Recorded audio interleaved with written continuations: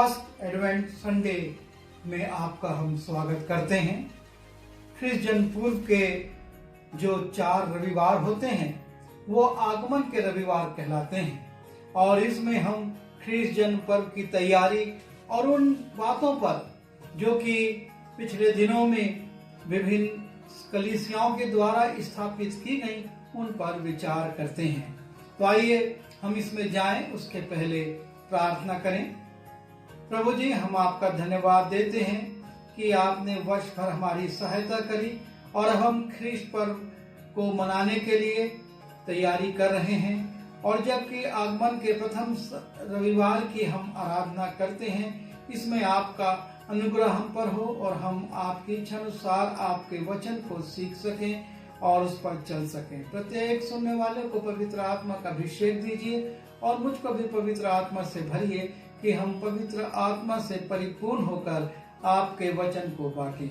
विनती यीशु के नाम से मांगते हैं, आमीन। इस पर्व में हम सम्मिलित हों उसके पहले हम रश्मि और शकाइना से एक गीत सुन लें और उसके बाद हम आगे वचन में जाएंगे।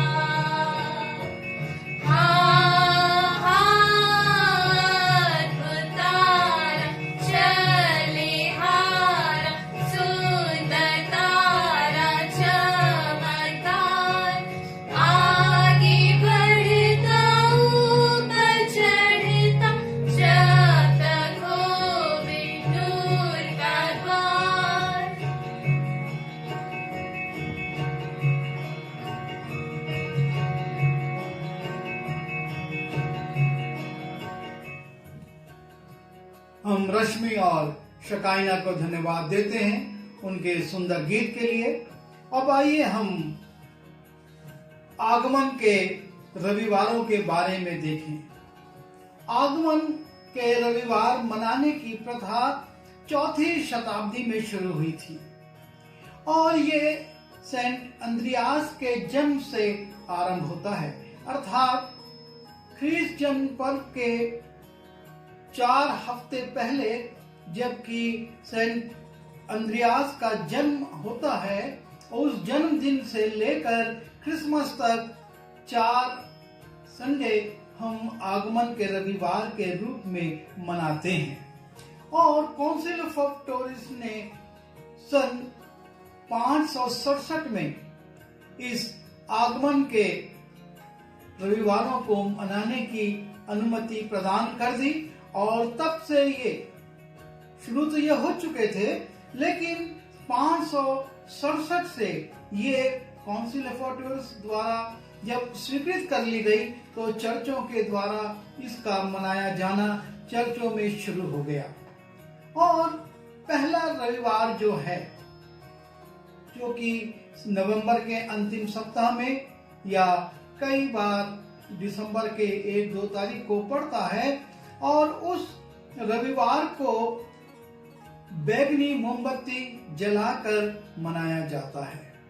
और जब बैगनी मोमबत्ती जलाई जाती है, और ये बैगनी रंग जो है प्रार्थना, तपस्या और त्याग का प्रतीक है, और इस रविवार को होप का, आशा का प्रतीक माना जाता है। और इस दिन जो कैंडल जलाई जाती है उसे प्रोफेसी कैंडल कहते हैं। ये उन भविष्यवाणियों के स्मरण में जलाई जाती है जो यीशु मसीह के जन्म के पूर्व की गई थी, कि उनका जन्म कैसे, कहाँ, कब, किस प्रकार से, किस परिवार में, और उनका क्या नाम होगा। इन सब की भविष्यवाणियों को से जो एक आशा उत्पन्न हुई, उसके स्मरण में ये पहला रविवार मनाया जाता है। और उसके बाद हम देखते हैं दूसरा रविवार। इसमें भी बैगनी रंग की मोमबत्ती ही जलाई जाती है, लेकिन इसे कहते हैं बेथलेहम कैंडल।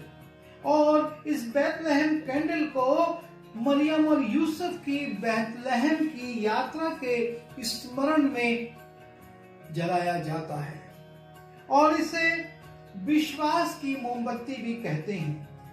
फेथ, पहला होप, और दूसरी मोमबत्ती जो जलाई जाती है बैगनी रंग की होती है, उसे होप की मोमबत्ती या होप कैंडल कहा जाता है। तीसरे रविवार को गुलाबी रंग की मोमबत्ती जलाई जाती है, और इस मोमबत्ती का जो गुलाबी रंग है वो आनंद, जॉय का प्रतीक है, और इसे चरवाहे की मोमबत्ती कहा जाता है। चरवाहों ने जो प्रभु यीशु मसीह ने कहा मैं अच्छा चरवाहा हूं, और जो चरवाहे यीशु मसीह को देखने आए उन चरवाहों को स्मरण करते हुए चरवाहे की मोमबत्ती जलाई जाती है और आनंद मनाया जाता है। जॉय की ये मोमबत्ती तीसरे रविवार के रोज प्रज्वलित होती है। चौथी मोमबत्ती जो कि बैगनी रंग की ही होती है, और उसे स्वर्गदूतों की मोमबत्ती कहा जाता है, क्योंकि स्वर्गदूतों ने आकर गदरियों को प्रभु यीशु मसीह के जन्म का संदेश दिया था, और उन्होंने कहा था कि परमेश्वर की महिमा हो और पृथ्वी पर उन लोगों में जो उसका भय मानते हैं शांति हो। और इस गीत को उन्होंने गाया था जिसे हम शांति का गीत कहते हैं, और इसलिए इस रविवार को शांति का रविवार कहा जाता है, क्योंकि शांति की मोमबत्ती स्वर्गदूतों के स्मरण में जलाई जाती है।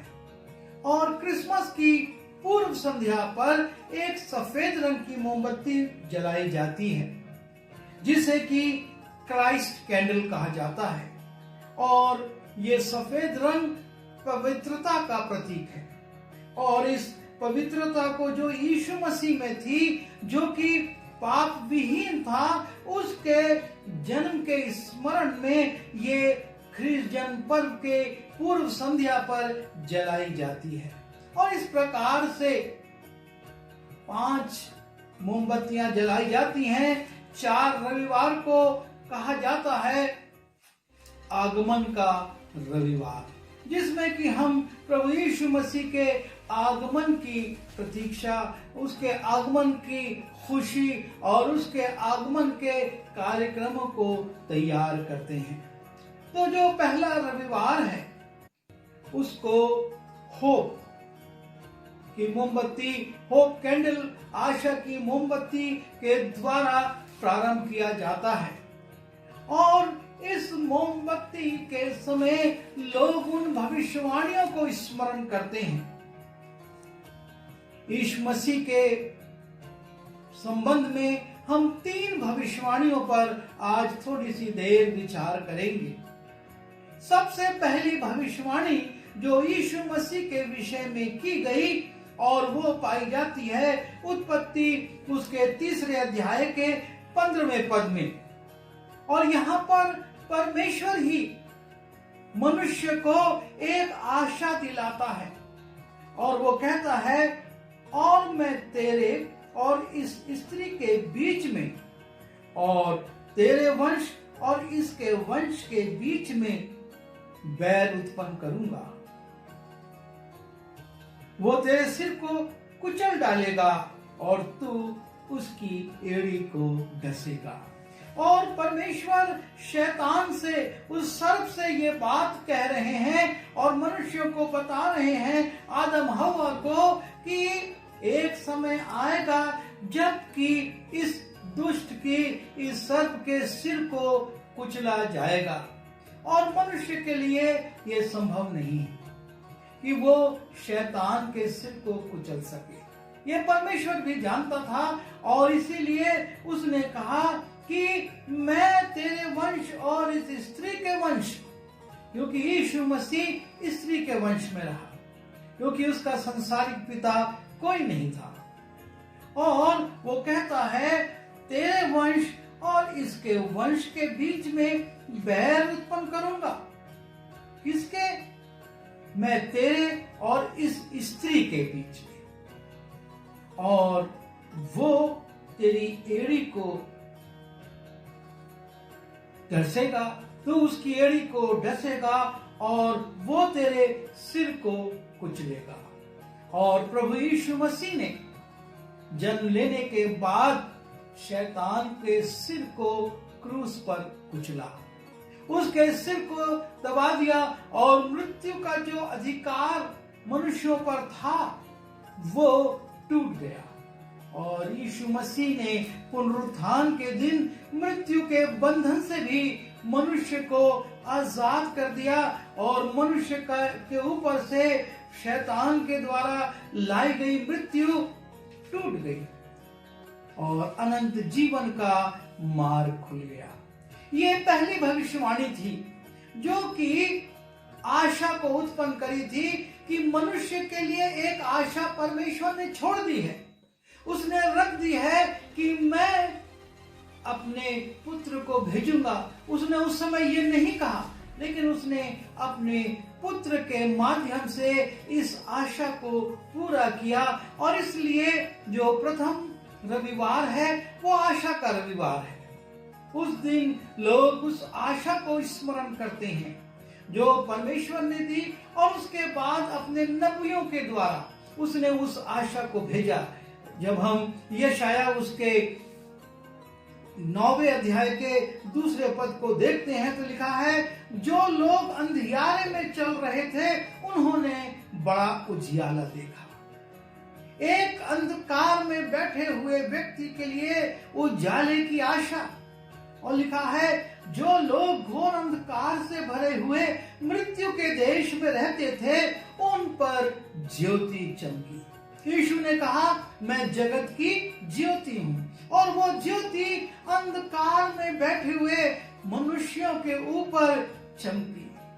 और उसके विषय में लिखा है, क्योंकि हमारे लिए एक बालक उत्पन्न हुआ, हमें एक पुत्र दिया गया है। परमेश्वर ने एक पुत्र, जो उसका अपना पुत्र था, निज पुत्र था, उसको दे दिया। और लिखा है प्रभुता उसके कांधे पर होगी और उसका नाम अद्भुत, युक्ति करने वाला, पराक्रमी परमेश्वर, अनंत काल का पिता और शांति का राजकुमार रखा जाएगा। उसकी प्रभुता सर्वदा बढ़ती रहेगी और उसकी शांति का अंत ना होगा। इसलिए वो उसको दाऊद की राजगद्दी पर इस समय से लेकर सर्वदा के लिए न्याय और धर्म के द्वारा स्थिर किए और संभाले रहेगा। ये यीशु मसीह के जन्म की और उसके नाम की और उसके काम की आशा जो परमेश्वर ने अपने भविष्यवक्ताओं के द्वारा दी। जब हम इसी यशाया उसके 11वें अध्याय के पहले पद में जाते हैं तब फिर से लिखा है, तब यिशै के ठूंठ में से एक डाली फूट निकलेगी और उसकी जड़ से एक शाखा निकलकर फलवंत होगी। और यहोवा का आत्मा बुद्धि और समझ की आत्मा, युक्ति और पराक्रम की आत्मा, ज्ञान और यहोवा के भय की आत्मा उस पर ठहरी रहेगी और उसको यहोवा का भय सुगंध सा भाएगा। वो मुंह देखा न्याय ना करेगा और ना अपने कानों के सुनने के अनुसार निर्णय करेगा। और ये जो आशा परमेश्वर ने मनुष्यों को दी कि मनुष्य उसके द्वारा अपने जीवन में इस बात के लिए हताश निराश ना हो कि अब उसको क्या करना है, वो तो अंधकार में पड़ा हुआ है। लेकिन परमेश्वर ने कहा नहीं, एक उजाला होगा।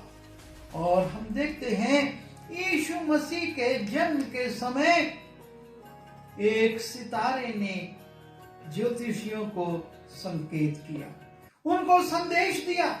और लिखा हुआ है कि वो ज्योतिषी उस तारे को देखकर बहुत आनंदित हुए। लिखा है, जब हम मत्ती उसके 10वें अध्याय के 10वें पद में जाते हैं, उस तारे को देखकर वे अति आनंदित हुए और उस घर में पहुंचकर उस बालक को उसकी माता मरियम के साथ देखा और मुंह के बल गिरकर उसे प्रणाम किया और अपना अपना थैला खोलकर उसको सोना, लोबान और गंधरस की भेंट चढ़ाई। और इस प्रकार से वो जो आशा थी, वो आशा प्रभु यीशु मसीह के जन्म के साथ पूरी हो गई। और परमेश्वर ने इन ज्योतिषियों को अपने एक तारे के माध्यम से अपने पुत्र के पास पहुंचा दिया। और उस तारे को देखकर ये ज्योतिषी आनंदित हुए, वो बहुत ज्यादा आनंदित हुए और उन्होंने उसको अपनी बहुमूल्य वस्तुएं भेंट की। परमेश्वर ने न सिर्फ ज्योति के माध्यम से पर स्वर्गदूतों के माध्यम से भी, लिखा है, प्रभु का एक दूत उनके पास आ खड़ा हुआ और प्रभु का तेज उनके चारों ओर चमका और वे बहुत डर गए।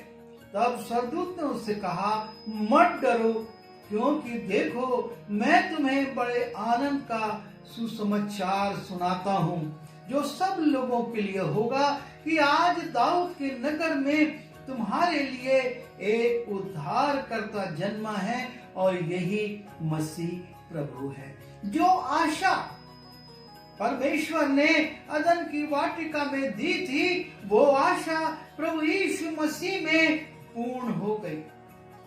और तब यीशु मसीह के जन्म की जिसकी प्रतीक्षा वर्षों से, सैकड़ों सालों से लोग कर रहे थे, वो उसको स्वीकार नहीं कर पाए। जब हम यूहन्ना रचित सुसमाचार में जाते हैं और उसके पहले अध्याय में हम पढ़ते हैं कि लिखा है, वो अपनों के पास आया, वो अपने घर आया और उसके अपनों ने उसे ग्रहण नहीं किया। परमेश्वर ने एक आशा दी थी, उसकी भविष्यवाणी करवाई, उसके चिन्ह बताए, उसके नाम बताए, किस वंश से वो आएगा, सारी बातें परमेश्वर ने पहले से बता दी। लेकिन लिखा है वो अपने घर आया और उसके अपनों ने उसे ग्रहण नहीं किया। ये मनुष्य की दशा है कि वो प्रभु यीशु मसीह को ग्रहण नहीं कर पाया, और यही कारण है कि उसका इनकार किया और उसको अस्वीकार कर दिया। यहाँ तक कि यूहन्ना बपतिस्मा देने वाला भी यीशु मसीह के पास जब वो जेल में था तो अपने चेलों को भेजकर पूछता है, क्या जो आने वाला था वो तू ही है या हम किसी और की प्रतीक्षा करें? और इस प्रकार से हम देखते हैं जो भविष्यवाणियां की गई उनके ऊपर मनुष्य ने भरोसा नहीं किया। और तब हम देखते हैं यीशु मसीह ने अपने कार्यों को पूरा किया, और अपने कार्यों को पूरा करने के बाद, मृत्यु को प्राप्त करने के बाद और उसके बाद जी उठने के बाद 40 दिन तक वो अपने चेलों को दिखता रहा, उनको समझाता रहा। और उसके बाद जब हम प्रेरितों का काम उसके पहले अध्याय के 90 पद में जाते हैं, ये लिखा है, यह कहकर वो उनके देखते देखते ऊपर उठा लिया गया और बादल ने उसे उनकी आंखों से छिपा लिया। प्रभु यीशु मसीह जो आशा दी गई थी उसके अनुरूप वो आया, उसने अपने काम को पूरा किया और फिर वो बादलों पर उठा लिया गया और संसार के लोगों की आंखों से ओझल हो गया। और तब लिखा है, और उसके जाते समय जब वे आकाश की ओर ताक रहे थे, यीशु मसीह के चेले आकाश की ओर देख रहे थे, तो देखो 2 पुरुष श्वेत वस्त्र पहने हुए उनके पास आ खड़े हुए और कहने लगे, हे गलीली पुरुषों, तुम क्यों खड़े स्वर्ग की ओर देख रहे हो? वो पूछते हैं, तुम क्यों देख रहे हो? और तब फिर से एक आशा की बात की जाती है। लिखा है, यही यीशु जो तुम्हारे पास से स्वर्ग पर उठा लिया गया है, जिस रीति से तुमने उसे स्वर्ग को जाते देखा है, उसी रीति से वो फिर आएगा। यीशु मसीह के पुनर्आगमन की आशा यहाँ पर दे दी गई। यीशु मसीह ने स्वयं उद्घोषणा की थी और कहा था, तुम्हारा मन व्याकुल ना हो, मेरे पिता के घर में रहने के बहुत से स्थान हैं और मैं तुम्हारे लिए जगह तैयार करने जाता हूं ताकि आऊं और तुमको वहां ले जाऊं। और ये यीशु मसीह के दूसरे आगमन की भविष्यवाणी है, उसकी उद्घोषणा है। और यहाँ पर स्वर्गदूत भी चेलों से कहते हैं, वो फिर से आएगा, जिस रीति से तुमने उसे जाते देखा है, वो फिर से इसी रीति से आएगा। और जब हम इन दिनों में जी रहे हैं, प्रभु यीशु मसीह के जन्म की आशा जो दी गई थी, उसके आगमन की जो आशा दी गई थी, वो पूरी हो चुकी है। तो आज हम किस आगमन की तैयारी कर रहे हैं? वास्तव में आज हम यीशु मसीह के दूसरे आगमन की तैयारी कर रहे हैं। हम इस ख्रीष्ट जन्म पर्व को मनाते हुए इस बात की तैयारी कर रहे हैं कि प्रभु यीशु मसीह हमको लेने आने वाला है। और जब हम पहला थिस्सलुनी उसके 4 अध्याय के 16वें पद में जाते हैं, लिखा है, क्योंकि प्रभु आप ही स्वर्ग से उतरेगा। जो बात स्वर्गदूतों ने कही, उसी बात को पौलुस थिस्सलुनी की मंडली से लिख रहा है, क्योंकि प्रभु आप ही स्वर्ग से उतरेगा। उस समय ललकार और प्रधान दूत का शब्द सुनाई देगा और परमेश्वर की तुरही फूंकी जाएगी, और जो मसीह में मरे हैं वे पहले जी उठेंगे और हम जो जीवित और बचे रहेंगे उसके साथ बादलों पर उठा लिए जाएंगे कि हवा में प्रभु से मिले। यह है हमारी अब आशा, वो आशा जो परमेश्वर ने अदन की वाटिका में आदम हवा को दी थी, वो आशा जो भविष्यवक्ताओं के द्वारा दी गई, अब वो आशा पूरी हो चुकी है। पर यीशु मसीह के दूसरे आगमन की आशा में हम इंतजार कर रहे हैं और हमको इस बात पर विचार करना होगा कि पहली आशा में लोग उस यीशु मसीह से भेंट करने के लिए तैयार नहीं थे और उन्होंने उसको अस्वीकार कर दिया। लेकिन आज क्या हम प्रभु यीशु मसीह से, जब वो उसका दूसरा आगमन होने वाला है, सारे चिन्ह प्रकट हो रहे हैं, क्या हम उससे मिलने के लिए तैयार हैं? क्योंकि उस समय के लोगों ने यीशु मसीह को नहीं पहचाना, वो इंतजार करते रह गए। यीशु मसीह उनके बीच में आए और क्रूसित होके मरे और जी उठे और स्वर्ग पर उठा भी लिए गए और वो इंतजार करते रहे। पर दूसरे आगमन की हमको तैयारी करना है, क्योंकि जब हम पहला कुरिन्थी उसके 15वें अध्याय के 51वें पद को देखते हैं, लिखा है, देखो मैं तुमसे भेद की बात कहता हूं, हम सब तो नहीं सोएंगे परंतु सब बदल जाएंगे। प्रभु यीशु मसीह के आगमन के समय यदि हम जीवित रहे तो हमको मरना नहीं पड़ेगा, लेकिन हम बदल जाएंगे। और ये सब कितनी देर में होगा? साफ लिखा है, ये क्षण भर में पलक मारते ही, पिछली तुरही फूंकते ही होगा। क्योंकि तुरही फूंकी जाएगी और मुर्दे अविनाशी दशा में उठा लिए जाएंगे और हम बदल जाएंगे। और इसलिए हमको बहुत सचेत होना है। दूसरे आगमन के बाद कोई समय नहीं रहेगा, पल भर में पलक झपकते सब कुछ हो जाएगा और तब यदि हम नहीं उठाए जा सके तो सिवाय पछताने के कुछ नहीं रहेगा। यह अनुग्रह का काल है। प्रभु यीशु मसीह आया, वो आशा पूरी हुई, लेकिन संसार ने उसको नहीं पहचाना। पर अब समय है कि हम उसे पहचाने, उसे स्वीकारें और उसके मिलने के लिए, उससे बादलों पर भेंट करने के लिए तैयारी करें। और यदि हम इसमें चूक गए तो हमारे लिए कोई आशा नहीं है। और इसलिए जब हम ख्रीष्ट जन्म पर्व की तैयारी में और उसके आगमन के इन रविवारों में प्रवेश कर चुके हैं, हम अपने जीवन का मूल्यांकन करें। हम भौतिक तैयारियों पर ना जाएं, पहले अपनी आत्मिक तैयारी को देखें। हम आत्मिक रूप से, यदि आज तुरही फूंकी जाए, यदि आज यीशु मसीह आ जाए, तो क्या हम उससे मिलने के लिए तैयार हैं?